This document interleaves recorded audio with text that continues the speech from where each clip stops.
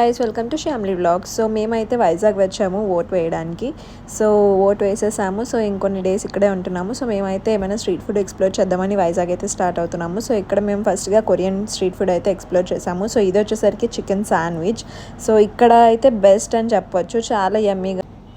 So next అయితే మేము chicken tenders చెప్పుకున్నాము. సో ఇది అయితే పర్లేదు టేస్ట్ అండి. సో సేమ్ మనకి కొరియన్, ఇటాలియన్, బాలీలో ఆ టేస్ట్ వస్తుంది. సో ఇది అయితే చికెన్ కార్న్ డాగ్, ఇది కూడా పర్లేదు, బాగానే ఉంది. బట్ బెస్ట్ అంటే మనము చికెన్ శాండ్విచ్ అని చెప్పుకోవచ్చు. సో మీరు ఎప్పుడైనా వెళ్తే తప్పకుండా చికెన్ శాండ్విచ్ అనేది ట్రై చేయండి.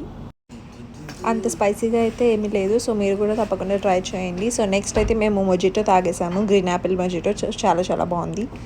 నెక్స్ట్ మేమైతే దోశ ఎక్స్ప్రెస్కి అయితే వెళ్ళాము, 99 వెరైటీస్ అని. సో ఇక్కడైతే మేము రాయలసీమ గీ కారం దోశ అయితే చెప్పుకున్నాము.